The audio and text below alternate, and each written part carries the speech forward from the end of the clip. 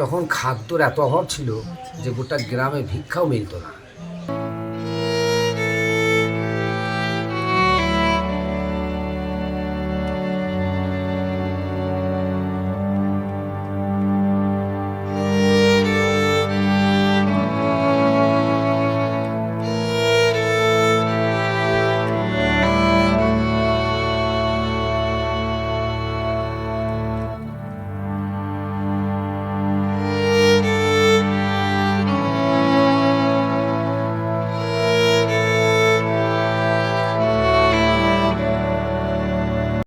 এই মুহূর্তে দাঁড়িয়ে আছি ফুল্লরা মন্দিরের সামনে, আর এই মন্দিরের অপোজিটে রয়েছে ডালার দোকান। এখান থেকে আপনারা 51 টাকা 100 টাকার বিনিময়ে যে কোনো পূজার ডালা কিনে নিতে পারেন। এটা 51 শক্তিপীঠের একটি। হ্যাঁ, এই দেবীর নাম ফুল্লরা। আচ্ছা, আর জায়গাটার নাম হচ্ছে লাভপুর। আর ভৈরব আছে বিশেষ ভৈরব। আচ্ছা, আর এখানে সতী মায়ের কোন অঙ্গ পড়েছিল? সতী মায়ের ঠোঁট পড়েছে, লোয়ার লিপ। লোয়ার ঠোঁট পড়েছিল। আচ্ছা, আপনারা পুজো দিতে আসলে ঠিক মন্দিরের উল্টো দিকে এই দাদার দোকান, দাদার নাম? হ্যাঁ, আমার নাম রতন দা। হ্যাঁ, রতনদার দোকান থেকে ডালা কিনে নিতে পারেন। আর এখানে টাইম কতক্ষণ থাকে পুজো? মায়ের মন্দির খোলে 7টার সময়। আচ্ছা, আর 7টা মাঝে থেকেই পুজো দিতে হ্যাঁ পারে? 7টা থেকে শুরু হয়ে যায়, 7টা সাড়ে 7টার মধ্যে শুরু হয়ে যায়। হ্যাঁ। আর 1টা থেকে 2টো পর্যন্ত মায়ের ভোগ হয়। ভোগ হওয়ার পর আর 1 ঘন্টা বন্ধ থাকে।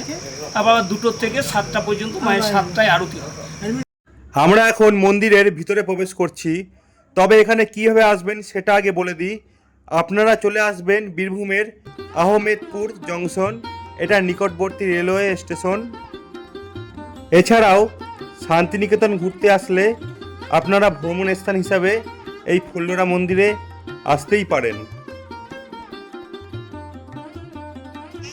কত করে এগুলো? 5 টাকা করে। 5 টাকা করে।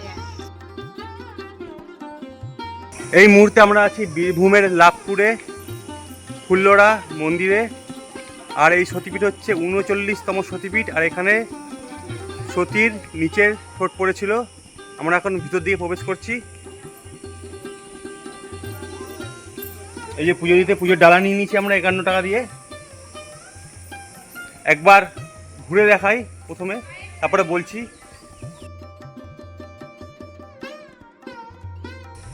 প্রচণ্ড গরম ছিল, কিন্তু এই মুহূর্তে যখন এসেছি এখন আর গরমটা নেই। আর ওইদিকে পবিত্র পুকুর, এই পুকুরের কিছু ইতিহাস আছে, আমরা জানবো। এই মন্দিরের ভিতরেই একাধিক শিবের মন্দির দেখতে পারবেন।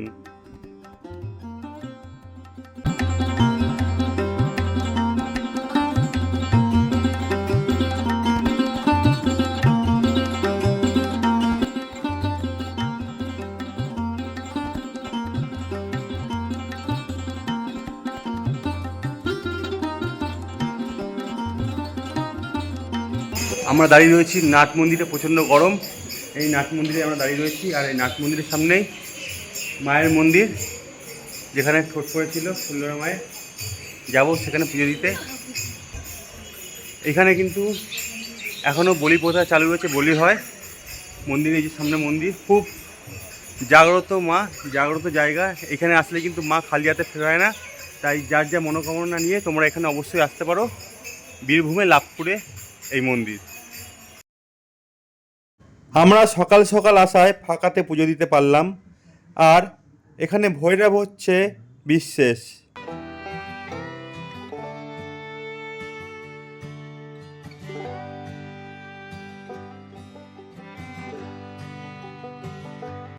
মাতা ফুল্লরা মন্দির খুবই জাগ্রত মন্দির। এই মন্দিরের অনেক ইতিহাস রয়েছে। শোনা যায় মা এখানে শিয়ালের রূপ নিয়ে প্রসাদ খেতে আসতেন। আর এখানকার প্রসাদ কেউ যদি আঙুলের মাথায় করে নিয়ে খেতেন, তার 3 বেলা আর কিছু খেতে হতো না, পেট সম্পূর্ণ ভরে যেত। আমরা মায়ের খুব কাছেই চলে এসেছি পুজো দিতে, দেখতেই পাচ্ছেন। এখানে দেবী পূজিতা হন চতুর্ভুজা সিংহ বাহিনীর কল্পনায়, সাক্ষাৎ জয় দুর্গা রূপে। এখন দীর্ঘ প্রতীক্ষার পরে সেই ঐতিহাসিক মুহূর্ত, ফুল্লরা মাকে দর্শন করুন। এই মন্দিরের অনেক ইতিহাস রয়েছে। অনেক কাহিনী রয়েছে যা শুনলে আপনার গায়ের পশম কাটা দিয়ে উঠবে। এই অল্প সময় এত কিছু বলা সম্ভব নয়। দ্বিতীয় ভিডিওতে মন্দিরের ইতিহাস শুনবেন, তাও মন্দিরের প্রধান পুরোহিতের মুখে। মন্দির সংলগ্ন সেই ঐতিহাসিক ঋষিকেশ ঘাট। এই ঘাটটার গল্প কিন্তু অনেকেই জানেন, আবার অনেকেই জানেন না। এই সেই পুকুর, অকাল বোধনের সময় বজরংবলী নিজে এইখানে এসে পদ্ম তুলে নিয়েছিলেন। তাই আজও এই পুকুরের জনপ্রিয়তা বিন্দুমাত্র কমেনি। শোনা যায় এই পুকুরের জল স্পর্শ করলে নাকি পবনপুত্র হনুমানজির আশীর্বাদ খুব সহজেই পাওয়া যায়। সেই বিশ্বাসে আজও লাখো লাখো ভক্তরা এই ফুল্লরা মন্দিরে পুজো দিতে আসেন। আমরা এখন ঠিক চাতালের যে জায়গাটি দাঁড়িয়ে আছি তার দুপাশে রয়েছে দুটো শিব মন্দির। আর এই মুহূর্তে প্রবেশ করলাম এখানে ভোগ প্রসাদের রান্নাঘর। দেখতেই পাচ্ছেন লাইভ রান্না হচ্ছে, খুব সুন্দর লাগছে দেখতে। একেবারে মাটির উনুনে, যেটা কিন্তু মন্দির ছাড়া সাধারণত কোথাও দেখা যায় না। দেখতেই পাচ্ছেন কঙ্কালী তলার মতো এখানেও মাটির উনুনে রান্না হচ্ছে। আর ঠিক এর পাশের কাউন্টার থেকেই 40 টাকার বিনিময়ে আমরা কুপন কেটে নিলাম দুপুরের ভোগ প্রসাদের জন্য। আমরা ভোগ প্রসাদ গ্রহণের জন্য বসে পড়েছি। 40 টাকায় ভোগ প্রসাদ গ্রহণ।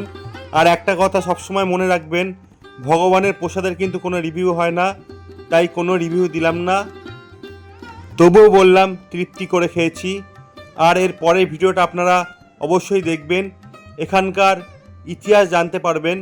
অলৌকিক অনেক ঘটনা আছে এই মন্দির নিয়ে, কিভাবে এই মন্দির নির্মাণ হয়েছিল, মা শিয়ালরূপী হয়ে এখানে প্রসাদ গ্রহণ করতে আসতেন। মন্দিরের এই সেই ঐতিহাসিক জায়গা শিবাভোগ, এখানেই মা শিয়াল রূপে প্রসাদ গ্রহণ করতেন। অনেক আরও ইতিহাস আছে, না বললেই নয়, তাই এর পরের ভিডিওটি অবশ্যই দেখুন, খুবই ভালো লাগবে, অনেক কিছুই জানতে পারবেন। সতী মায়ের দেহটা 51টি খণ্ডে খণ্ডিত হয়েছিল যখন, 51টি জায়গায় 51টি মহাপীঠ সৃষ্টি হয়েছে। প্রত্যেকটা জায়গাতেই মা স্বর্ণাদেশ অনুসারে মায়ের অংশগুলো প্রতিষ্ঠা হয়েছে। এক একটা জায়গায় এক একটা অঙ্গ পড়েছে। এখানে যেমন পড়েছে মায়ের অর্ধ অষ্ট, মানে নিচের ঠোঁট থেকে এটা